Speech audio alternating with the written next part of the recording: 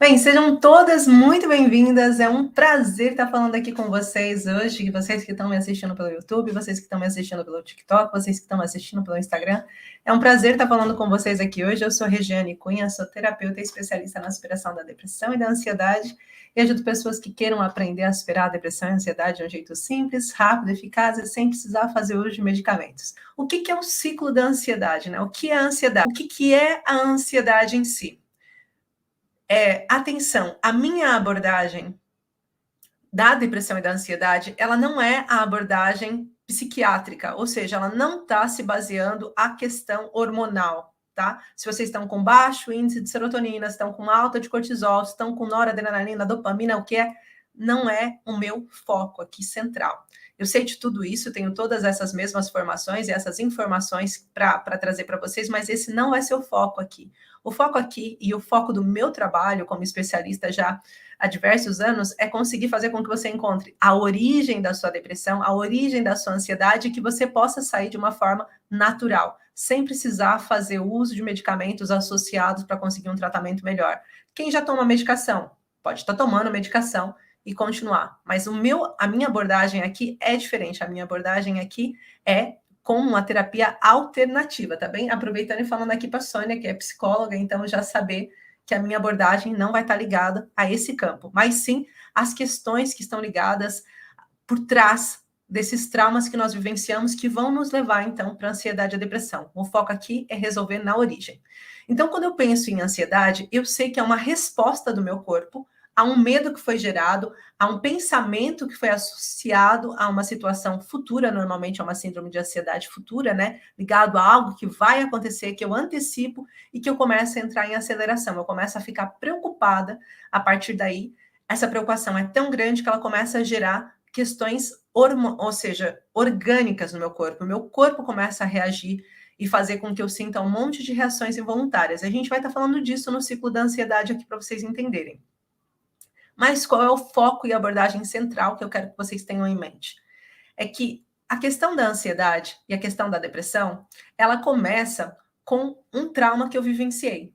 Ou seja, vocês passaram por uma situação difícil e essa situação não é só atualmente.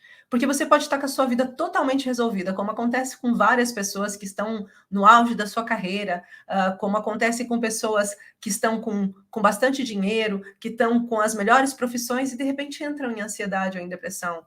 Então, não é só quando eu estou vivenciando um problema. Porque, como eu costumo falar, não se trata da gotinha que entrou no copo, não se trata do último probleminha que entrou, mas sim de todos os probleminhas associados ali.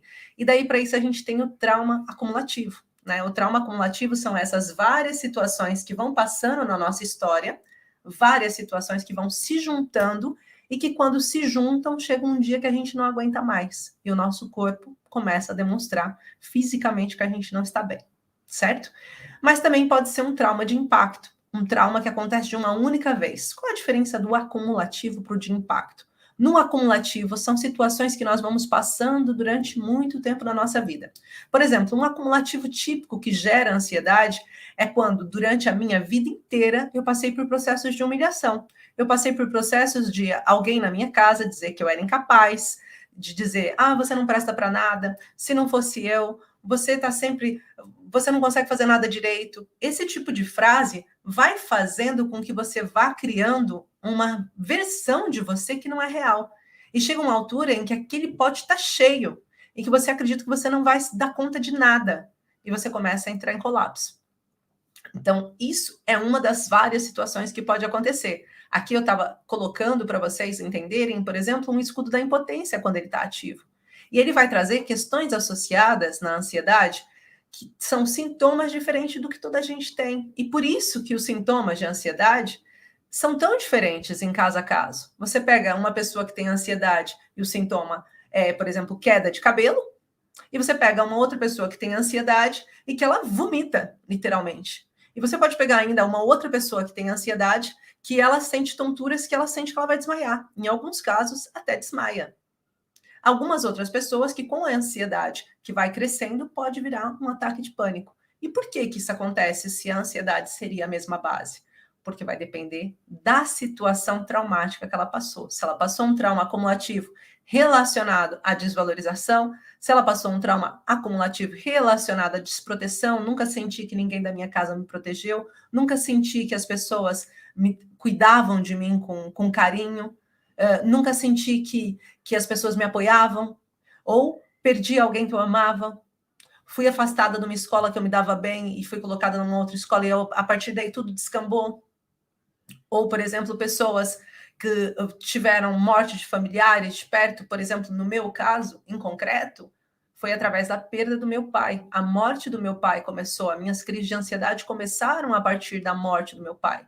Então, a morte do meu pai foi tão forte para mim que fazia com que depois da morte, né, não só a questão dele ter falecido, mas o como aconteceu, o que eu vivenciei, né, na experiência do meu pai, a percepção daquele evento ser tão forte.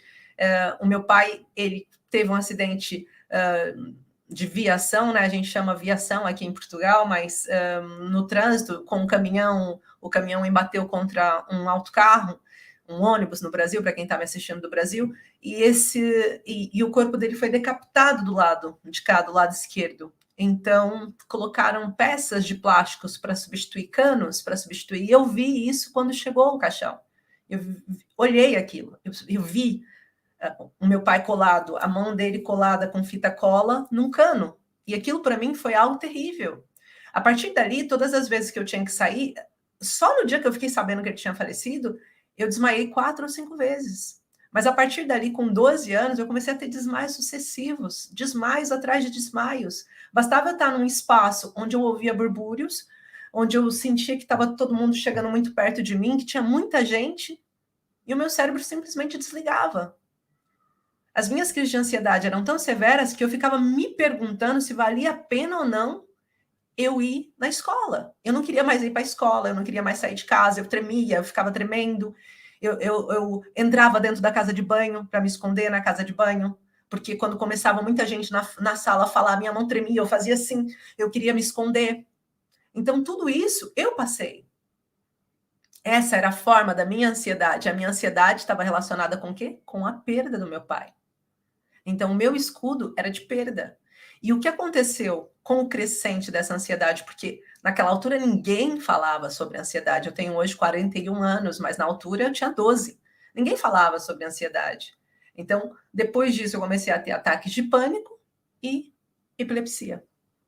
Eu passei a ter epilepsia severa. Uma epilepsia que toda a gente dizia que não tinha cura. Só para vocês entenderem o quanto o caminho de cada um na saúde mental pode ser totalmente diferente.